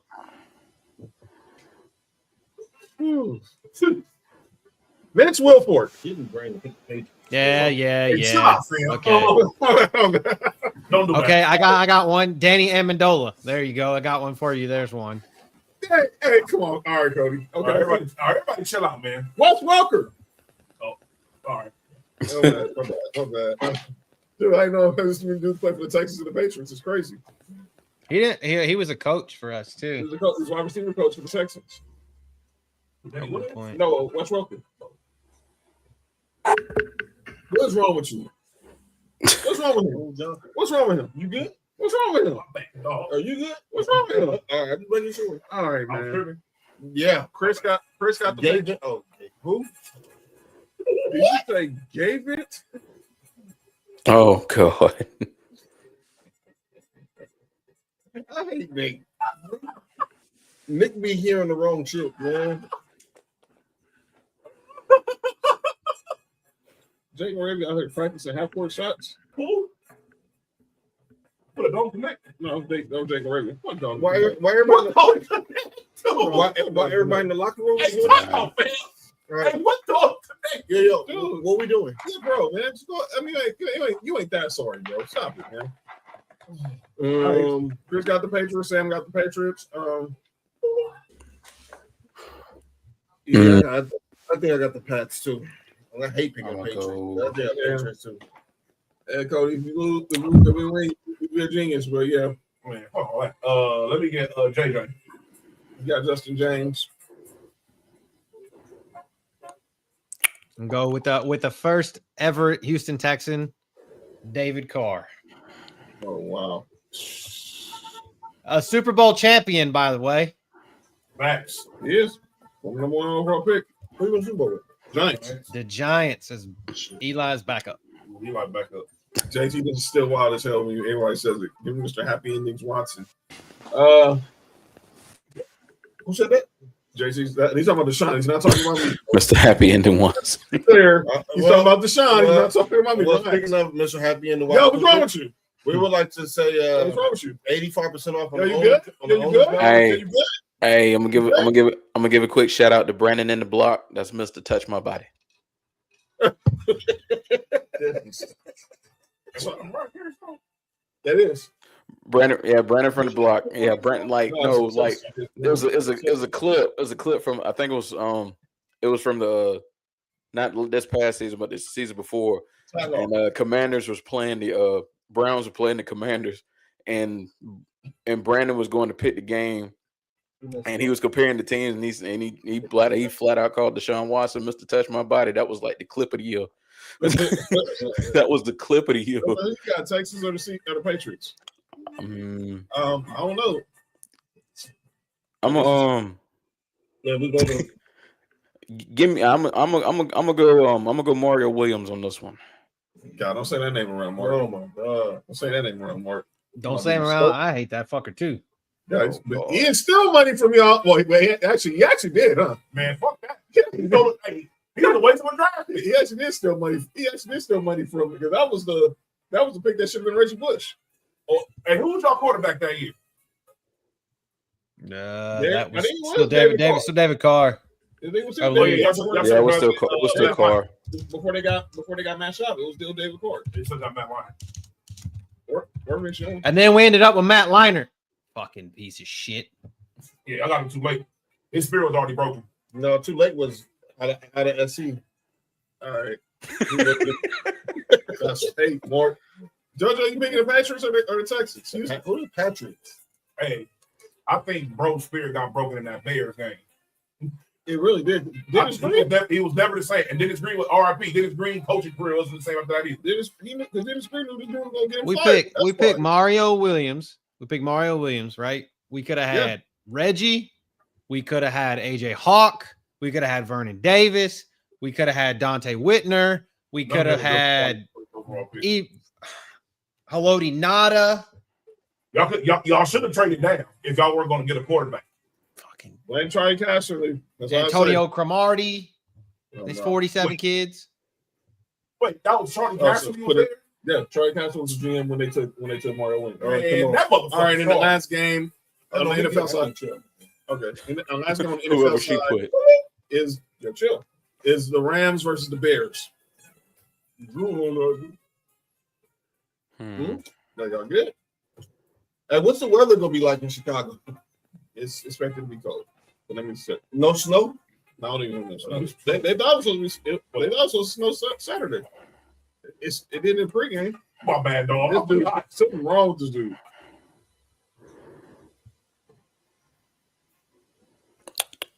It's gonna be snow. Cody, who's the favorite?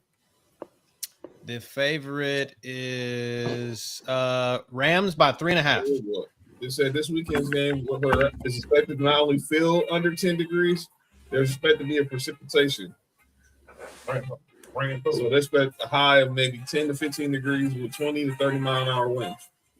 Well, I don't give a damn what the weather is. I'm gonna choose my boy, Mr. Fingernails. FanDuel says, expect 18% real field temperature will drop below 10 degrees. That's what we're doing over there on the field. Sam, of course, got the Rams. Give me Sophie Elise Watson. Rams. Okay. Who? Nessa got. She has. Man, give me the Bears, man. I feel like the Rams too. I feel like the Bears, 49ers, NFC Championship go crazy. Edward, it's gonna be real cold. Yeah, it's gonna be cold, all right. No, what if Sam Darnold goes to the Super Bowl? Man, if he goes to the Super Bowl, he can fire the Vikings coach. Or somebody fire the GM because fire somebody. Fire the GM. You didn't know before I fired him. Seeing Judges. We made that trade to Minnesota before. Fire the GM because KOC, I guarantee, would have took Sam Darnold back. All they had to do was franchise him. And then Monday night. Oh, give me the Rams. Steven Jackson. Steven Jackson. I got Chris got the Rams. I know Sam got the Rams. Where's Fat? Sorry, Fat. This ain't nothing about the Bears. It's just this is all about Matthew Stafford. Give me. I'm gonna pull a name out the hat for y'all. Give me Azahir Hakeem on this one. Wow. Shout out to Al from out here. Azahir Hakeem. Shout out to my boy Jack. I was dope, man. Who they got? Who Nelson and JoJo got? The Rams. Nick, and you got You said my 48. You said fingernails, didn't you? Another guy should be in the Hall of Fame. Yeah, he should. He died, didn't he? No, he's still with us. No, the rapper. Who? Rapid Forte still alive, bro. No, Nick from hold on. Let's just talk. Okay. Yeah, all right. And then Monday night, the Natty. The game that will decide it all. Who will be the national champion? Is the number 1 seeded Indiana Hoosiers versus JoJo, JT. Oh, John Forte. Yeah, he died today. Yeah. From refugee camp. John Forte. Yeah, shout out to RP John Forte. My Indiana, Miami from Miami. Miami, the first team. What you just said? Indiana, Miami from Miami. No. First time a team is playing in the college in the Natty in their own stadium. In the college football playoff there. And by the way, in their own stadium here. By the way, I don't want to hear this crap about possibly we getting the 16 to 24 teams for the playoff. No, keep it the way it is. No, let's go back. This is way too long. I mean, come on, man. Indiana 8.5 points. Look, and look, I will be doing the watching on for this game Monday, 4:30. Be here. So money line is Miami plus 270. Joe, That's fucking yeah, crazy. You have the spread for Iowa, Indiana, and the money line is stress watch. Y'all want to see? Yeah, JoJo's gonna be on stress watch this game, but she's gonna be a good soldier and be on the screen. She better than I am. Wow, that's right. She's mad. Chris picked the Hoosiers. Hey, listen, man.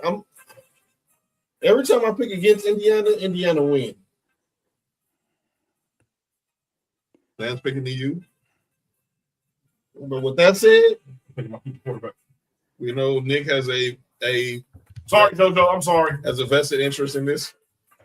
You're being a good soldier by doing and watching on while your team is stressing you out. You're being as more say, being a great team, being a team player. Antoine Randall L.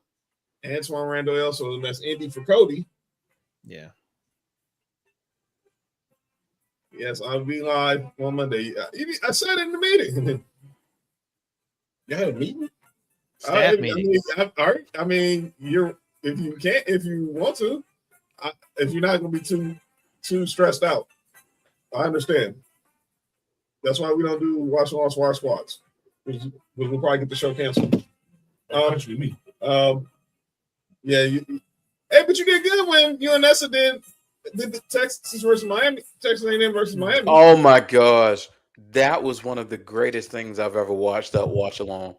Oh, that was so good. All right. So, John, who you got? JoJo, I'm riding with you, man.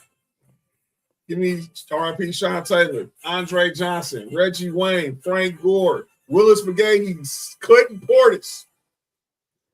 They're going to need all of them to win the game on Monday. Frank Gore, Duke Johnson, Greg Olson, Jeremy Shockey, Vince Wilfork. Charles, what's the Cody, who you got? I went Indiana because I went Antoine Randall L, but I just Indiana. This is because I don't want to see Carson Beck win a fucking championship. That's all it is. Smelling I'm cooking. Give me Frank Gore Jr. Daddy. You know what I'm saying? Right. You get Frank Green, you heard? Warren Sapp. Miami. I'm gonna need a stress reliever before that game. Yeah. Ray Lewis. Yeah, that's good. Who the next? She picked Miami. Nessa did pick Miami. If there's any Drill, who you got? As a Falcons fan, I got to shout out another Falcon. Give me Tevin Coleman. Tevin Coleman, he picking Indiana. Now, Drill, I have a question. I literally just seen this while we were doing the show. All right, what's up? Have you heard any rumors about Kirby Smart going to being a Falcons coach? They tried it, but I wouldn't. I heard, but I honestly, God, I see no way that happens. Okay, because I literally while we were doing the show, I literally just see that. Well, let me ask you before we get off here. Yeah, I think they were trying it. Some people were like, they tried to throw his name out there, but nah, I see no way that happened. That's a pick Miami, JoJo. I'm dead serious. She picked Rohan Marley? What? Yes, she picked Jonathan Vilma. She picked DJ Williams. DJ Williams from out here too. Eric Winston, Bryant McKinney. This is insane. Like, it's crazy. Like, I mean, I can name just about as many or more Miami Hurricanes players than I can even Georgia Bulldogs. I mean, even and just about as many, like, off the top of my head. Like, it take me longer to do it, Georgia. Even that's and I'm a fan, and that's my team. But just because of the names that jump off paper. Oh, you Georgia too? Yeah, hell yeah, I'm a big Dogs fan. Shout out. Okay. Yeah, we got 3 Bulldogs on here, you heard? Okay. SEC talk. Yeah, Cody's a dog. Yeah, we got 3 Bulldogs on here. Okay. Right. So I got nothing bad to say about the Georgia Bulldogs. My grandfather was a fan. So that's how that goes. all right. It's a great man. All right. We're gonna get up out of here. So Cody, I will give you the floor. Give your final remarks to the Texans ahead of Sunday's game against the Patriots. Don't be the Texans that always would lose to the Patriots. Play the same type of ball we played last night, but we can't have 3 turnovers. I know we're at 3-0 and we have 3+ turnovers by the quarterback, but we can't do that. We need to play offensive football and just bottle up. Drake May. Make the rest of them beat you and punch Stephon Diggs in the mouth. Yes. That's it. All right, we're going to get up out of here. Shout out to Drell for pulling up, of course. Y'all follow him at BRF Sports, Undisputed GOAT Podcast, him, Sports PSP, our voice champ, every Friday night. They're on YouTube, so y'all make sure y'all subscribe there. Follow them on TikTok as well. Y'all know where to follow Cody at on Ballers and Briefs. All right, we're going to get up out of here. Me and Mark will be back on Friday. Nick will be back next week. Cody will be back next week. Check me out tomorrow. Sports4U Wrestling, me, JoJo, Trail, Netza. Check out Humble Roses. Check out Marshall Mike's on Thursday. Check out Man McMama's on Thursday. Best in the World on Thursday. Friday, me and Mark for Sports4U. Check out Acknowledge the Dynasty on Friday as well. And then the next Monday, Tribal Warzone. And 4:30, the Sports4U National Championship watch along for Miami versus Indiana. We will see y'all then. Thank y'all for joining us. Be good, be safe, enjoy the football, ladies and gentlemen. And we will be back on Friday. This has been Sports4U. 6-7. Shout out to 6-7. 8-9. Hey, John. My bad. I wasn't going to say that. I wasn't going to say that. I'm glad John said that because I was about to do something crazy. But go ahead, John. I'm John. That's Mark. Oh, Kirby Smart will call that name. That's Lee Freeze. Yeah, sir. By the way, y'all lay off that reporter from Jacksonville. That's Facts. Cody. For real. That's Real. And we'll see y'all on Friday night. Be